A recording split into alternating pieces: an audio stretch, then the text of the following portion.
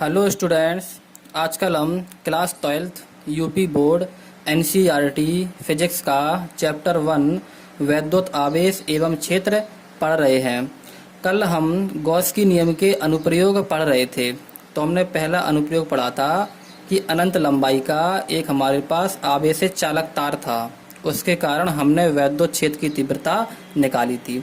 आज हमारा दूसरा टॉपिक है अनंत विस्तार की समतल आवेशित अचालक प्लेट, यानी कि अनंत लंबाई की हमारे पास एक समतल आवेशित अचालक प्लेट है।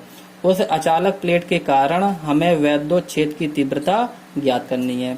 ठीक है, तो सबसे पहले हम यह जानेंगे कि अगर हमारे पास कोई चालक तार होगा या कोई भी चालक हमारे पास वस्तु होगी या हमारे पास कोई अचालक वस्तु होगी तो उसमें आवेश किस तरह से वितरित होता है। ठीक है, ये बात हमें समझनी है। तो ध्यान से समझेंगे। जैसे हमने मान लिया कि ये हमारे पास एक चालक गोला है। ठीक, क्या मान लिया कि चालक गोला है और ये हमारे पास क्या है, देखो ये हमारे पास एक अचालक गोला है।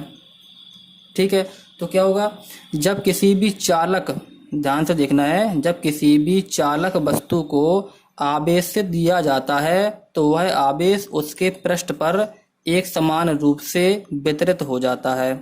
ठीक है, कहाँ पर हो जाता है, उसके पृष्ठ पर।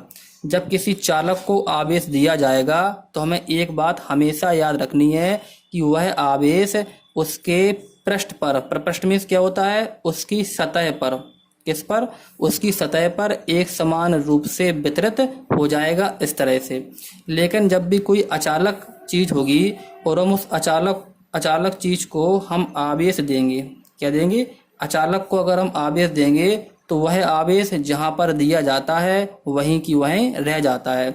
यानी कि अचालक वस्तु पर आवेश जो है वो इस तरह से एक समान रूप से फैल जाता है। ठीक है, यानी कि जहां पर आवेश दिया जाता है वहीं की वहीं आवेश रह जाता है। लेकिन कोई भी अगर चालक वस्तु होती है तो उस पर अगर आवेश दिया जाता है तो वह उसकी सतह पर यानी कि पृष्ठ पर एक समान रूप से फैल जाता है। ठीक, जैसे हमारे पास कोई भी एक प्लेट है, ध्यान से देखना है, हमारे पास कोई भी क्या, देखो एक चालक प्लेट है और एक हमारे पास क्या है, देखो अचालक प्लेट है। ठीक है, तो जब इनको आवेश दिया जाएगा तो किस प्रकार से होगा, चालक हमारे पास प्लेट है तो उस पर जो आवेश दिया जाएगा वह उसकी सतह पर इस प्रकार से एक समान रूप से फैल जाएगा। ठीक है, और जो अचालक हमारे पास प्लेट होगी उस पर क्या है कि जहां पर आवेश दिया जाता है वहीं की वहीं जो है ठहर जाता है, उसकी जो है सतह पर नहीं फैलता है। तो चालक में ध्यान रखना है कि सतह पर फैल जाता है, अचालक में कहा है कि वहीं की वहीं पर ठहर जाता है। ठीक है, इतनी बात हमें याद रखनी है। अब हम पढ़ते हैं। हमारा टॉपिक है कि हमारे पास अनंत लंबाई की एक अचालक प्लेट है, उसके कारण हमें वैद्युत क्षेत्र की तीव्रता पढ़नी है। तो देखो ये सामने जो फिगर बना हुआ है ये हमारे पास एक अचालक प्लेट है। क्या है, अचालक प्लेट। किस तरह से अचालक प्लेट है और अनंत लंबाई की है, किस तरह से समझते हैं। इस तरह से रखी हुई है, कैसे रखी हुई है, इस तरह से। तो यहाँ पर देखो लंबाई में भी वो देखो अनंत तक है, कहाँ तक है, अनंत तक। और यहाँ पर मतलब ऊपर की ओर अगर हम देखें तो यहाँ पर भी कहाँ तक है, अनंत तक है। लंबाई में भी अनंत तक है और इस तरह से यहाँ पर भी कैसी है, देखो अनंत तक है। तो ऐसी हमने एक अचालक प्लेट यहाँ पर ले ली है। ठीक है, अब क्या है, देखो अचालक प्लेट आवेशित है तो उस अचालक प्लेट में हमने क्या दिया है, देखो आवेश दिया है। अब क्या है, देखो अचालक प्लेट है तो अचालक प्लेट में क्या होता है कि जहां पर आवेश दिया जाता है वह वहीं पर ठहर जाता है, तो इस प्रकार से वह ठहर जाएगा। ठीक है, अब क्या है कि हमें तीव्रता पढ़नी है, यानी कि अचालक प्लेट से r दूरी पर कोई भी बिंदु P होगा, उस बिंदु P पर हमें वैद्युत क्षेत्र की तीव्रता ज्ञात करनी होगी। लेकिन कल हमने पढ़ा था कि वैद्युत क्षेत्र की तीव्रता ज्ञात करने से पहले हमें वैद्युत क्षेत्र की दिशा का पता लगाना होता है। ठीक, कि वैद्युत क्षेत्र की दिशा E कहाँ पर है। तो फिर से वही मेथड है जो हमने कल पढ़ा था। क्या है कि हमारे पास जो चालक प्लेट है उस पर हमने दो छोटे से अवयव ले लिए। क्या ले लिए, दो छोटे से अवयव, यानी कि दो छोटे से हमने पृष्ठ क्षेत्रफल ले लिए। ठीक है, एक का नाम JDA है जी वाला, और हमारे पास एक हमारे पास क्या है, डी ए है।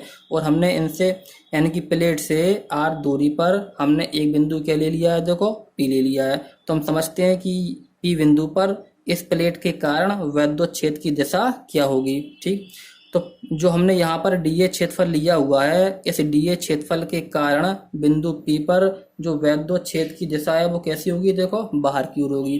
क्योंकि पता होता है कि धनावेश से वैद्युत क्षेत्र कहाँ होता है, बाहर की ओर होता है। तो इस वाले से कैसी होगी, देखो बाहर की ओर होगी, इस तरह से। इसी प्रकार जो है इस वाले पृष्ठ से वैद्युत क्षेत्र की तीव्रता कहाँ होगी, देखो बाहर की ओर होगी, इस तरह से। ठीक, तो ये हमारा डी हो गई वैद्युत क्षेत्र, ये हमारा डी हो गया वैद्युत क्षेत्र। ठीक है, अब हमारे पास देखो दो वैद्युत क्षेत्र हैं, यानी कि दो वैद्युत क्षेत्र की तीव्रता है कल की तरह। तो इनका हमें परिणामी वैद्युत क्षेत्र की तीव्रता निकालनी पड़ेगी। तो हम क्या करेंगे, यहाँ से एक लाइन खींचेंगे इस तरह से, कल की तरह। अब क्या है कि ये हमारा कोण देखो थीटा हो जाएगा, ये हमारा कोण क्या हो जाएगा, थीटा हो जाएगा। अब हम इन दोनों को दो लंबवत घटकों में बांट लेंगे। तो क्या होगा, जिसके साथ थीटा होता है वो हमारा क्षैतिज घटक होता है, तो डी ई cos थीटा हो जाएगा। ठीक है, इसी तरह इसका जो हमारा ऊर्ध्वाधर घटक होगा वो हमारा कितना हो जाएगा, डी ई साइन थीटा। इसका क्षैतिज घटक डी ई cos थीटा होगा, ऊर्ध्वाधर घटक हमारा डी ई साइन थीटा होगा। इसी तरह जो हमारी ए वाली वैद्युत क्षेत्र की तीव्रता है, ये भी देखो इस लाइन के साथ थीटा कोण बना रही है। तो थीटा के साथ वाला हमारा क्या होता है, क्षैतिज घटक, तो डी ई cos थीटा हो जाएगा। इसका हमारा ऊर्ध्वाधर घटक डी ई साइन थीटा हो जाएगा। ठीक है, अब ए वाला डी ई साइन थीटा, ए वाला डी ई साइन थीटा एक दूसरे को निरस्त कर देंगे। तो परिणामी तीव्रता हमारे पास कौन से निकलेगी, ए वाली लाइन। ठीक है, तो कितनी जाएगी, D E cos theta plus D E cos theta. तो कैसे निकली हमारे पास, देखो इस प्लेट के कारण जो वैद्युत क्षेत्र की दिशा है वो इस तरह से निकली, देखो बाहर की ओर। नहीं निकली, बिल्कुल निकली है। अगर ध्यान से देखना है, अगर हम बिंदु इस ओर लेते हैं तो हमारा वैद्युत क्षेत्र इस तरह से होगा। यदि ए वाला बिंदु हम इस ओर ना लेके प्लेट के इस ओर ले लेते हैं, कहाँ लेते हैं, इस तरफ लेते हैं, तो हमारा वैद्युत क्षेत्र की दिशा किस प्रकार से होगी, देखो इस प्रकार से होगी। सेम प्रोसेस जो यहाँ पर हुई है। ठीक है, इतनी बात हमें समझ में आ गई है। अब हम डेरिवेशन स्टार्ट करते हैं। तो क्या पढ़ना है कि प्लेट से आर दूरी पर स्थित बिंदु पी पर हमें वैद्युत क्षेत्र की तीव्रता ज्ञात करनी है। ठीक, तो हमारी ये देखो प्लेट हो गई। ठीक, इस प्लेट से हमने क्या है कि आर दूरी पर एक बिंदु क्या ले लिया, पी ले लिया। ठीक है, आर दूरी पर हमने क्या, देखो एक बिंदु क्या ले लिया, पी ले लिया। अब इस पी बिंदु पर हमें वैद्युत क्षेत्र की तीव्रता ज्ञात करनी है। तो अब क्या होता है कि जब भी हमें वैद्युत क्षेत्र की तीव्रता ज्ञात करनी होती है गॉस के नियम की सहायता से, तो हमें एक बंद पथ की रचना करनी पड़ती है। तो हमने क्या किया है कि ये हमने इस प्रकार से एक बेलन के आकार का बंद पथ बना लिया है। देखो ये हमने जो बनाया है, हमने बेलन के आकार का एक बंद पथ बना लिया है, जिसे हम क्या कहेंगे, इसे हम गॉसियन पृष्ठ कहेंगे। क्या कहेंगे, गॉसियन पृष्ठ।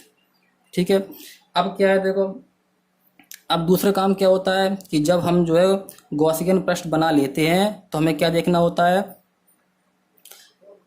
कि हमें फिर वैद्युत फ्लक्स निकालना होता है। क्या निकालना होता है, वैद्युत फ्लक्स। तो कैसे निकालेंगे, हमने कल किया था कि हमारा देखो पहले समझते हैं कि हमने जो हमने गॉसियन पृष्ठ बनाया है वो किस प्रकार से देखो बनाया हुआ है। जैसे ध्यान से देखना है, ये हमारी एक चादर है। ठीक, जो कॉपी हमने रखी हुई है ये हमारी एक चादर है। तो इस प्रकार से देखो हमने गॉसियन पृष्ठ बनाया हुआ है। ये चादर है और जो हमारे हाथ हैं वो हमारा क्या है, यहाँ पर देखो गॉसियन पृष्ठ बनाया हुआ है। तो इसमें तो क्या क्या होगा, देखो ध्यान से देखना है, देखो अब समझना है चित्र में कि एक हमारे पास देखो बेलन है, तो कल्ली की तरह देखो ए वाला हमारे पास एक समतल हो जाएगा। ठीक है, एक हमारे पास देखो ए वाला समतल हो जाएगा। ठीक, और फिर क्या होगा, देखो ये हमारे पास क्या होगा, देखो इतना इतना जे वक्राकार पृष्ठ हो जाएगा। कौन सा, गोलाकार वाला पृष्ठ हो जाएगा, जी वाला। इसी तरह हमारा देखो जी वाला ये गोलाकार पृष्ठ हो जाएगा। ठीक है, और जो बीच का एरिया है यहाँ पर हम नहीं लेंगे। क्यों नहीं लेंगे, क्योंकि देखो ये हमारी चादर है, तो चादर देखो इस तरह से जो है गॉसियन पृष्ठ बना है। चादर यानी कि प्लेट इस तरह से जो है गॉसियन पृष्ठ बना हुआ है। तो बीच वाला हिस्सा देखो कहाँ है, बीच वाला हिस्सा जो है चादर में है, तो वो नहीं लेंगे। और जो हाथ है, हाथ का हमारा जो ध्यान से देखना है, हाथ का जो हमारे देखो किनारे वाले हैं वो समतल हो गए, और जो बीच में देखो जो है वो कैसा हो गया, वक्राकार हो गया। ठीक है, तो ये वाला जो एरिया है वो हमारा देखो वक्राकार यानी कि गोलाकार वाला है, ऐसा। ठीक है, जी वाला। और समतल कौन है, ये समतल है हमारे, देखो ऐसे पकड़े थे तो हमारा जे समतल हो गया, और हमारे पास जो है जे समतल हो गया, ठीक। और जे ऐसे पकड़े थे तो जे वाला देखो वक्राकार वाला एरिया हो गया, और जे भी हमारा देखो वक्राकार वाला एरिया हो गया, ठीक है। तो हमें क्या है कि एक पृष्ठ हमें जो है समतल में निकालना पड़ेगा वैद्युत फ्लक्स, एक हमें जो है वक्राकार वाले में निकालना पड़ेगा, और इस तरफ भी हमें वक्राकार वाले में निकालना पड़ेगा, और हमें समतल वाले में निकालना पड़ेगा, ठीक है। तो क्या करते हैं, अब क्या है कि जो हमारा यहाँ पर समतल हमने लिया है, तो समतल का जो हमारा पृष्ठ क्षेत्रफल होगा वो इस तरह से देखो काम करेगा, डी ए, ठीक है। और हमारी जो वैद्युत क्षेत्र की तीव्रता है वो क्या है कि धनावेश से बाहर की तरफ है, तो वो भी देखो इसी तरफ है, ठीक। तो यहाँ पर जो हमने समतल पृष्ठ लिया है उसको हमने देखो पी बिंदु नाम दिया है, क्या दिया है, पी बिंदु। तो यहाँ पर जो पी बिंदु है, यहाँ पर हमारा जो पृष्ठ क्षेत्रफल डी ए है और हमारी जो वैद्युत क्षेत्र की तीव्रता ई है वो दोनों एक ही दिशा में है। तो यहाँ पर हमारा थीटा बराबर कितना होगा, देखो 0 कहाँ पर, पी बिंदु पर। अब क्या है कि हमारा जो यहाँ पर वक्राकार वाला एरिया है, यहाँ पर हम एक छोटा सा अवयव लेते हैं कली की तरह, तो हमने एक छोटा सा अवयव ले लिया, तो इसका जो पृष्ठ क्षेत्रफल है वो इस प्रकार से काम करेगा, और वैद्युत क्षेत्र की तीव्रता है वो हमारी कहाँ है, देखो इस ओर है। तो इन दोनों के बीच में एंगल कितने का बनेगा, देखो 90 का बनेगा, कितने का, 90 का। इसे हमने जो है ओ बिंदु दिया है तो हमें याद रखना है कि ओ बिंदु पर हमारा एंगल कितना है, देखो 90 है, ठीक। इसी प्रकार हम प्लेट के इस तरफ देखते हैं तो ये हमारा कौन सा एरिया है, देखो गोलाकार वाला एरिया है, ठीक है। तो गोलाकार वाले एरिया में भी हमने देखो क्या ले लिया, एक छोटा सा अवयव ले लिया, ठीक है। तो इसका जो पृष्ठ क्षेत्रफल डी ए है वो ऊपर की ओर कली की तरह इस प्रकार से काम करेगा, ठीक। और हमारी जो वैद्युत क्षेत्र की तीव्रता है वो इस ओर हमारी देखो इस प्रकार से है, ठीक है। तो ये हमारी क्या हुई, देखो वैद्युत क्षेत्र की तीव्रता हो गई। तो इनके बीच में कितने अंश का जो है कोण बना है, देखो 90 अंश का कोण बना है। तो इस वाले हमने अवयव को ओ डैश नाम दे दिया है। तो हमें याद रखना है कि ओ डैश पर हमारा एंगल कितना बन रहा है, देखो 90 बन रहा है। तो ये वाला हमारा समतल हो गया, इस तरफ वाला हमारा जो है वक्राकार हो गया, इस तरफ वाला हमारा वक्राकार हो गया। अब हमारा जो ये वाला समतल है इसको भी हम देखते हैं, ठीक। तो हमारा जो समतल वाला पृष्ठ है इसका हमारा जो पृष्ठ क्षेत्रफल होगा डी ए वो कहाँ की ओर होगा, देखो इस ओर होगा, इस तरह से, ठीक है। और वैद्युत क्षेत्र की तीव्रता ई है वो भी देखो इसी ओर है। तो इन दोनों के बीच में हमारा जो थीटा होगा वो कितना होगा, देखो 0 तो हमें याद रखना है कि पी डैश वाले बिंदु पर थीटा हमारा कितना है, देखो 0 है, और ओ डैश वाले बिंदु पर हमारा थीटा 90 है, और हमारे जो है ओ वाले बिंदु पर थीटा 90 है, और पी वाले बिंदु पर हमें क्या है, देखो थीटा बराबर 0 है। तो हमें कहाँ कहाँ पर वैद्युत फ्लक्स निकालना होगा, इस वाले जो है समतल के लिए, इस वाले जो है वक्राकार के लिए, इस वाले जो है वक्राकार के लिए, और इस वाले समतल के लिए, ठीक है। तो हम निकालते हैं, ठीक है। तो हम निकालते हैं कि हमारा कुल वैद्युत फ्लक्स का कितना होगा। तो क्या होगा, डी फाई ई। अभी हम छोटे छोटे अवयव के लिए निकाल रहे हैं, ठीक है, फिर हम पूरे संपूर्ण के लिए निकालेंगे। तो कितना होगा, डी फाई ई बराबर पी बिंदु पर कौन सा, समतल वाला, तो D phi P, plus O बिंदु पर यानी कि इस तरफ वाला वक्राकार वाला, तो D phi O, plus D phi P dash यानी कि इस तरफ वाला हमारा समतल वाला, तो D phi P dash, plus D phi O dash यानी कि हमारा इस तरफ वाला क्या, देखो वक्राकार वाला, तो डी फाई ओ डैश बराबर होगा। और हमारा जो वैद्युत फ्लक्स का डी फाई ई का फॉर्मूला होता है वो कितना होता है, देखो ई डी ए कोज थीटा, ठीक है। तो हम रखेंगे डी फाई ई बराबर होता है E D A cos theta, लेकिन पी बिंदु के लिए हमारा थीटा कितना था, 0 तो हो जाएगा E D A cause 0 plus O बिंदु के लिए हमारा थीटा कितना है, 90, तो हो जाएगा E D A cos 90 plus P dash यानी कि समतल वाला कितना एंगल था वहां पर, 0 था, तो ई डी ए कोज 0 हो जाएगा, plus D phi O dash क्या था, इस तरफ वाला वक्राकार वाला, तो ई डी ए कोज 90, वक्राकार में जो है वो कोण कितना है, देखो 90, तो ई डी ए कोज 90 हो जाएगा। अब मान रखते हैं सबके, ठीक, हल करते हैं। डी फाई ई बराबर कोज 90, कोज 0 का मान कितना होता है, 1 होता है, तो कितना हो जाएगा, 1 का गुणा हम ईडीए में करेंगे तो ईडीए हो जाएगा, प्लस कोज 90 का मान 0 होता है तो ये पूरा कितना हो जाएगा, 0 हो जाएगा, प्लस है तो प्लस लगा देंगे। कोज 0 का मान कितना होता है, 1 होता है, तो 1 का गुणा हम ईडीए में करेंगे तो ईडीए हो जाएगा, प्लस ये हमारा कितना है, 90 है, तो कोज 90 का मान कितना होता है, 0 होता है, तो पूरा वाला पद हमारा 0 हो जाएगा, ठीक है। डी फाई ई, तो डी फाई ई बराबर, तो बराबर अब क्या है, EDA में EDA हम ऐड कर देंगे तो हमारे कितना हो जाएगा 2 EDA। ठीक, एक हमारे पास ए हो जाएगा, एक हमारे पास ए हो जाएगा, तो एक और एक हमारे कितने हो जाएंगे 2, तो 2 EDA। ठीक है, तो कितना हो गया देखो। अब क्या है कि यहाँ पर हम संपूर्ण निकालेंगे। कितना निकालेंगे? संपूर्ण। तो हमारा संपूर्ण फ्लक्स कितना हो जाएगा? संपूर्ण फ्लक्स में क्या होता है कि हमारे जो डी वाले होते हैं उन्हें हम हटा देते हैं। ठीक है, संपूर्ण के लिए जो डी वाला होता है उन्हें हम हटा देते हैं। तो संपूर्ण फ्लक्स हमारा कितना हो जाएगा? डी हम हटा देंगे तो यहाँ से फाई ई आएगा, बराबर है तो बराबर आएगा। यहाँ पर हम डी हटा देंगे तो 2 E A आएगा, 2 E A। इसे हम जो है समीकरण नंबर 1 मान लेते हैं। ठीक है, तो हमारे पास एक स्टेप पूरा हो गया। ठीक, कि जो परिभाषा से वैद्युत फ्लक्स निकाला जाता है वो हमने निकाल लिया है। ठीक, अब क्या है, अब दूसरी बात आती है कि हमने बताया था कि आवेश घनत्व निकालना होता है। क्या निकालना होता है? आवेश घनत्व। तो ये हमारे पास क्या है देखो, चादर है। क्या है? चादर।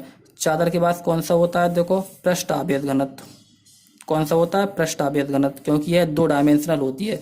इसके पास जो है लंबाई भी होती है और चौड़ाई भी होती है, लंबाई भी होती है और चौड़ाई भी होती है। तो पृष्ठ आवेश घनत्व होता है। पृष्ठ आवेश घनत्व को किससे दर्शाते हैं? सिग्मा से। तो सिग्मा बराबर कितना होता है? Q/A। कितना होता है? Q/A। ठीक है, तो हमें ये बात हमें याद रखनी है। ठीक, तो ये हमारा हो जाएगा कितना? सिग्मा बराबर Q/A। ये हमारा दूसरा स्टेप हो जाएगा। ठीक, अब तीसरा स्टेप क्या होता था कि हमें गॉस की प्रमेय लगानी होती थी। क्या लगानी होती थी? गॉस की प्रमेय। तो गॉस की प्रमेय क्या होती है? फाई ई बराबर Q/ε0। ठीक, इसे हम समीकरण नंबर 2 मान लेंगे। अब समीकरण नंबर 1 और समीकरण नंबर 2 को हम बराबर कर देंगे, क्योंकि फाई ई और फाई ई हमारे बराबर हैं। जब लेफ्ट हैंड साइड बराबर होती हैं तो राइट हैंड साइड भी बराबर हो जाती हैं। तो 2 EA बराबर कितना हो जाएगा? Q/ε0। तो 2 EA बराबर Q/ε0। मान किसका निकालना है हमें? वैद्युत क्षेत्र की तीव्रता E का। तो E बराबर हो जाएगा Q/ε0, पहले से लिखा हुआ है। यहाँ से क्या है कि 2A और नीचे पहुँच जाएगा, तो 2A और नीचे आ गया है। ठीक, अब हमें पता है कि हमने पढ़ा है कि हमारा जो पृष्ठ आवेश घनत्व सिग्मा होता है वो कितना होता है? Q/A होता है। तो देखो जो इतना लिखा हुआ है पूरा पद, Q/A जो लिखा हुआ है Q/A, ये कितना बन जाएगा? ये हमारा सिग्मा बन जाएगा। कितना बन जाएगा? सिग्मा। जो हमारा यहाँ पर Q/A लिखा हुआ है, ये पूरा पद हमारा सिग्मा बन जाएगा। फिर कितना बचेगा देखो, जब ये वाला पद हमारा सिग्मा बन जाएगा और नीचे कितना बचेगा? 2 और ε0 बचेगा। तो कितना आएगा? E बराबर σ/2ε0। और यही क्या होता है? यही हमारी जो है वो अचालक प्लेट के कारण वैद्युत क्षेत्र की तीव्रता का फॉर्मूला होता है। ठीक, हमें याद रखना है। ये वाला जो है वीडियो 1 से 2 बार हमें देखना है, समझ में हमें आ जाएगा और हमें इसका रिवीजन भी करना है। ठीक, आज के लिए इतना ही। Thank you.